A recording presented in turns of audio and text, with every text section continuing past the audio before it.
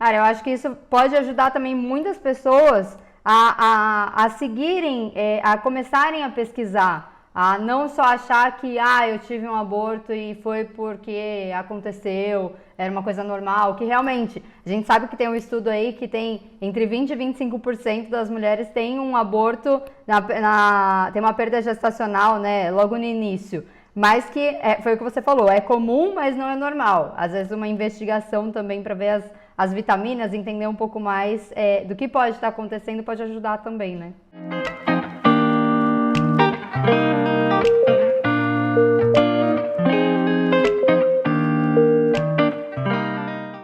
E tem outra questão nisso também que entra, né? Que vai muito além de tudo que a gente está falando, que é a parte das pessoas normalizarem tanto isso, o aborto, que quando uma mulher passa por isso, eles querem normalizar e não entender a dor da mulher, né? Passei por uma gestação, eu nunca tive um aborto, mas eu tinha um medo gigantesco. Eu falo que os 9 meses da minha gestação, todas as vezes que eu fazia xixi, eu olhava o papel para ver se tinha sangue, sabe? Se as bebês ficavam um dia um pouco mais quietinha, eu já ficava super preocupada. Tanto que com 16 semanas eu comprei o aparelhinho para ouvir o coraçãozinho delas.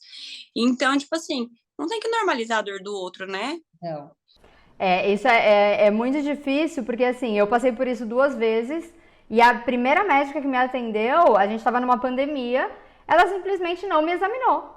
Ela falou assim, vai fazer a ultrassom, eu já estava com sangramento, aí o médico mostrou, né, que era uma gestação embrionária, e ela falou, Natália, vamos esperar agora, esperar sair naturalmente, e aí depois a gente conversa.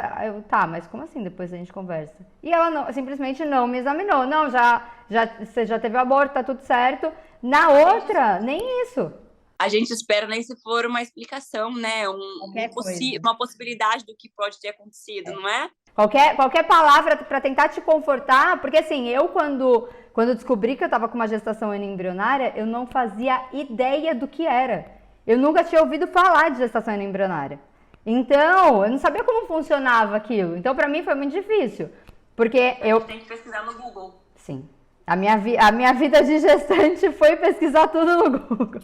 O Robson ainda brinca muito comigo sobre isso. Ele fala, para de olhar o Google, não começa.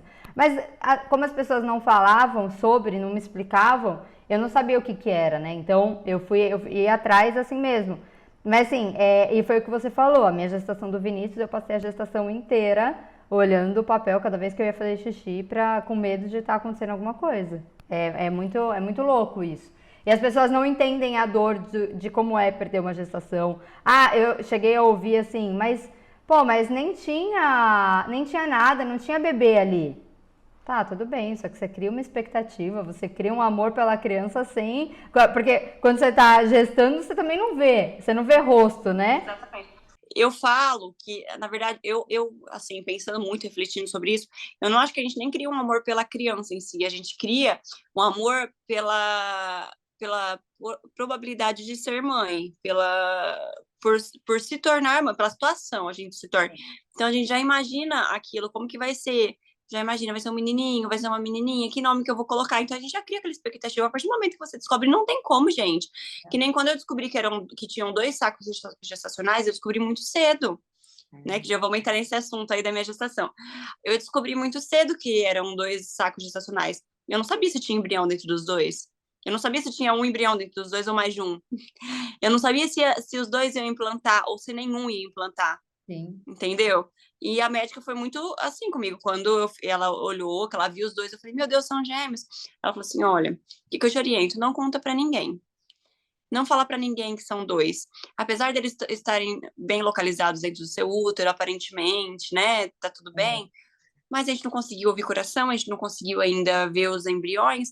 Então, não fala pra ninguém pra não criar uma expectativa e depois ser pior pra você. Então, tipo assim, isso, por mais que eu entenda o lado dela, e eu sei que o médico não pode deixar de criar essa expectativa, eu não achei que ela foi desumana. Até porque ela é mãe de gêmeas. Sim. Mas eu achei assim que. Mas aquilo me deixou mais preocupada do que eu já ficaria. Que aí não tem, gestação é paciência, tem que esperar. Não tem como você fazer o coração do bebê já ser possível ouvir. Você tem que esperar o tempo para ouvir, entendeu? E aí eu passei 3, mas aí eu já contei para minha família, né? Não tem como, já gravei os vídeos, já aquela expectativa. E no fundo eu senti que daria certo, apesar do medo muito grande. Sim. E aí foi assim que começou. Só que essa questão que a gente estava falando da falta de empatia, dos profissionais, eu acho que isso vai desde o secretário dos médicos, das secretárias dos médicos, Sim. sabe? De tratar a gente seco, com grosseria. Eu senti muito isso, tanto que eu troquei de médico com 22 semanas de gestação, mais do que a metade, porque minhas filhas nasceram de 37. Então, eu troquei de médico, assim, graças a Deus, foi a melhor coisa que eu fiz, mas sofri muito por falta de empatia dos profissionais, assim, todos que rodeavam a minha gestação.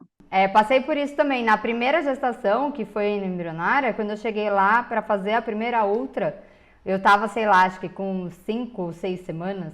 E aí a médica que foi fazer minha ultra, ela olhou e falou assim: mas eu não entendi por que sua médica já quer que você faça uma ultra. Tá tão cedo ainda, a gente não sabe nem se vai vingar.